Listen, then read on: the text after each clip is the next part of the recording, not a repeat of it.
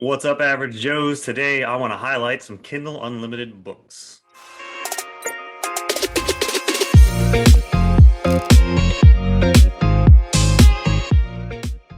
So, how's it going out there? Once again, my setup has changed. It seems like I just can't remain consistent while being abroad, but oh well, still getting my videos in. Today, I want to talk about Kindle Unlimited books. Specifically, I try to keep doing some Kindle Unlimited content. Some people kind of known that I do Kindle Unlimited, the Kindle Unlimited person, and I haven't done one in a while. I did my binge read earlier in the year. I still keep reading books that are on Kindle Unlimited, and I did a video which I'll try and link below of why Kindle Unlimited is good for both readers and writers. So today, I actually wanted to highlight a bunch of books that I have either read or have been on my list to read, just to keep the book recommendations fresh and up to date. And a lot of these books that I'm going to bring up are ones that I see other booktubers talking about. And one of the things that I mean, if you're one of those booktubers that talk about the books, typically I comment saying something like, "Oh yeah, it's on Kindle Unlimited." So now I'm going to highlight a bunch of those so that if you see some of these books going around, that you'll know that hey, they're on Kindle Unlimited. And typically, how Kindle Unlimited works, you join, there's a free trial. At minimum, you get 30 days for free. When I joined, I got 3 months for free, or it was like 3 months for $1, something like that. Like, no, I'm pretty sure it was just 3 months for free. They do promotions all the time, so keep an eye on those. So you could literally read however many books you read per month for 3 months, completely free of all of these awesome Kindle Unlimited books and pay nothing. I mean, I discovered my like top three favorite series in Ash and Sand this year. That's all on Kindle Unlimited. So there's a lot of awesome stuff on there, and that's why I want to make these videos to highlight them, because they are cheap, efficient, effective ways to do some reading, and they're really good books. It's also great for independently published authors and ways to support them as well, because they do actually get really good support from these reads. So starting off, there's also a link below of my Kindle Unlimited wish list. So it is just a list of books that I have put on there, that all these are on there, plus a whole lot more of ones that whenever I discover them, whenever booktubers or people talk about them, or I just see them on Amazon, I put them on the list so that I know it's bookmarked for later for me to read. And now I'm sharing the list with everybody. I mentioned it before, it's not a buy me books list. It is just a list of books that are on Kindle Unlimited that you can go check out if you need recommendations, if you need something new to read. Usually it's self-published, usually it's lower print, those kinds of not big time talked about books. So go check those out if you want. And they're all these will be on that list as well. So starting off, first three, I'm going to talk about ones that I have read, and they're going to go kind of quick. First is The Roaming. I actually just did last week a dedicated video review on The Roaming and review why you should read. Kind of, I read the first two. It's just a straight up zombie book story. If you want to check that out, go for it. It's still fairly low in the reviews on Goodreads, but right now the reviews are holding at 3.82, which is okay for Goodreads. It's a straightforward story, so it's nothing special, like I said, but it's a good zombie story.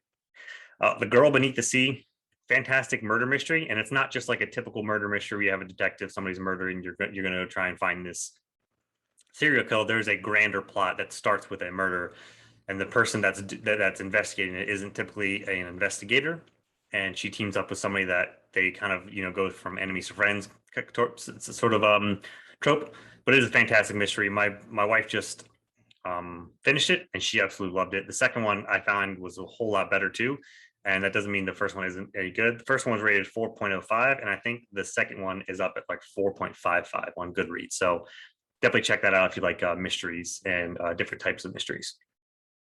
The first three books in that series are all on Kindle Unlimited, and the audiobooks are available on those as well. That's actually how I something that I should probably say. Some of these books, I don't know, I didn't write down which ones, but The Girl Beneath the Sea, the audiobook is included. So if you have Kindle Unlimited, and there's a little I'll try and put it up here, a headphone symbol, then that means the audiobook is included. So when you add the Kindle Unlimited or the book to your device, and you have Audible, it'll automatically show up in your Audible. So that is an awesome thing to know. And then the third one, Patience of a Dead Man. This is my first horror book that I've read. It was definitely creepy and got the horror vibes on it, but it is really, really good. The mystery is really good. I read the first one. It is 4.27 on Goodreads. After that, they go up to like 4.5 on Goodreads. I do plan on reading those later, but maybe October, just because of the creepy vibe. But I have all kinds of buddy reads going on right now, so kind of pushing that one down. But All three of those books, if there are three, it's a trilogy. All three books in the Patience of a Dead Man trilogy is on Kindle Unlimited. Okay, so going to all of these other recommendations. So what I did, because I don't want to just sit here and talk about a book and be like, I don't know what it's about, so much it's about, obviously, because I haven't read it. And I don't want to say that with every book. So I went to all of the synopsis and I picked out three buzzwords that either were on the synopsis or kind of I extrapolated it from, or I've heard other people say. And also have their Goodreads rating. So start off, Thunderheist. This is beginning a little bit of traction lately on BookTube, I think. I know Leslie has talked about it from Nerdy Narrative. She's going to be reading it, I think, in August or soon, either way. And it is pirates. It has a heist and sea monsters. So that sounds really cool. I know I've been in a pirate mood this year somewhat, and I'm reading The Black Company. It's not as piratey as I thought. They're more of, a hired band of mercenary, hired army kind of thing, which is still cool. That one is still getting better, but I won't get into that. But this one sounds really cool. And heists, I think I've always enjoyed a good heist. I don't know if it's going to be, I think it's going to be a trilogy or a series of sorts, but only the first one is out. That Goodreads rating is at 3.92. Next, we have Cradle. Cradle is a huge series. I think there's 9 books out. It's supposed to be like 12 or 13 or something. Patrick loves it, rants about it. Q and TG also absolutely love it. I watched their review or synopsis of it, and it was really good. Actually, that's how I got some of these words. So it is a long series, all of it on Kindle Unlimited. Earlier, just like 2 months ago, they had the entire series for like $1 or for free. It's ridiculous. So I think everybody should be reading this now because it's just so cheap and such a low buy-in, and everybody loves it so much. So it's a long series. I believe there's a lot of magic.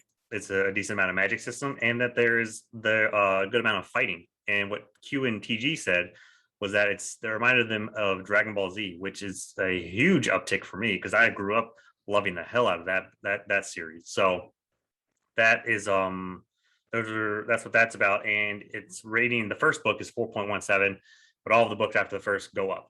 So that is like the lowest on all of the Cradle books. Next one, Blackstone Heart. I think this is a recent ad. The second one just recently came out. Don't know what it's called. But this one it won a Book Nest Award for 2020, Book of the Year. It's about a quest. And it seemed pretty dark because Blackstone Heart, apparently, I think this guy like lost his heart and the shards of his heart are all over the place. And he's slowly going through and collecting his shards again to regain his humanity. Something like that. That sounds pretty unique, pretty cool. First one was 4.08, and I think the next one goes to like 4.2 something. Next, Combat Codes. I know Jimmy Nuts loves this one. I believe he does jujitsu, and he has a full review on the books. I'll try and link those, but he absolutely loved this. The third book just recently came out. All 3 books are on Kindle Unlimited. So there is fighting. There is a national tournament. I think each nation puts a warrior into this tournament, and then that's how they decide who rules the land or whatever. And then I think it's also a rags to riches story. It sounded like there's one of the main protagonists goes from a slave to one of these fighters. So that's kind of cool. That first book rating is 3.98. Next, Into the Labyrinth. This one, in doing research on this, I know it's been on my list for a while. Doing research on this makes me want to bump it up even more. This one and another one, but it is a magic school setting. So there's a school. It has a magic setting. Somebody that is very, very bad at magic, but they're learning. They're going through. I think that's the main protagonist. They're bad at magic. They can't do very well, but they're still going through the school. I guess they succeed. It is a longer series. There are 5 books in the series, and all of them are on Kindle Unlimited. But the Goodreads rating is 4.21, which is pretty dang good, especially for these lower known series. So, and I think all of them go up from there. Like 4.21 was the lowest of all 5 books. So that sounds really interesting. And if there is an actual labyrinth at some point where they have to get out of, that makes me even more intrigued. Like it wasn't even in the synopsis so much, but the fact that it's in the series title makes me think that there's going to be an escape type situation, which I'm all there for. Next, Dreams of the Dying. This one has been popular for a couple of months. Patrick absolutely loves it. Some other people have been talking about it pretty high. I know it didn't quite land well with Klaus, but that's no surprise. A lot of popular books don't. but there is a kind of a mind trip story. It has won a bunch of awards, and I believe is based off of, or the main person is like a mercenary and a drifter of sorts. Yeah, don't know too much else, but that Goodreads rating is a whopping 4.42, so that is pretty dang good. Next, Winds of Strife, another one that Leslie absolutely loves. I believe she's just reading it for a second time now or something like that, which is crazy because it's still pretty recent, new. I think it's going to be a series. I'm not really sure, but it is a revenge story, and I like revenge stories. And after I did, even though Count of Monte Cristo was kind of a miss for me just because of the style and the time period, I want to actually read a good revenge story. So it's something that I might throw in if it seems like it might be good for even like a palate cleanser, like a standalone instead of just a committed series. But revenge story, I'm there for. It has witch hunters, and it also seemed kind of dark, a little dark. Some of the tones, some of the descriptions that I read. It has a 4.21 on Goodreads as well. And lastly, Paternus trilogy is this one has popped up a lot in like Kindle ads or Amazon ads in general ads. I've just seen Paternus. I think he's on Facebook, the Paternus trilogy, but the whole trilogy is on Kindle Unlimited. It has a twist on modern myths, so I guess it takes myths and puts a modern twist on it. And it's also said to be an epic urban fantasy. I think Mark Lawrence has a blurb on the front that said that called it an epic urban fantasy.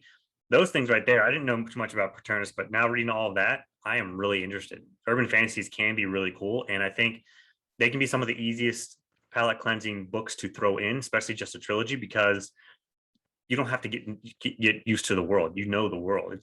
I think typically urban fantasy is the world that we know, so you kind of already know the world. The world is already there in your mind. All you have to do is kind of pick up the story and the characters. I think those can be really good to just throw in. Its Goodreads rating is a 4.04. So this is just an example of the Kindle Unlimited books that I have on my list, and there's a bunch others on there that I didn't get to mention. I have a lot of mysteries and thrillers. Sometimes the mystery thriller stuff content here doesn't do the best. I think most of my followers are so far more in the fantasy realm, but I do have a bunch of mystery and thrillers in there. There's some other random ones, some sci-fi. There's even one or two historical fictions that I wanted to get to. So it's basically all my interests except nonfiction.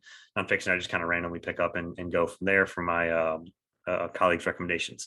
So those are my Kindle Unlimited recommendations for you out there, and ones that people have been talking about to say, hey, it's on Kindle Unlimited. You can go try it out, pretty much for free.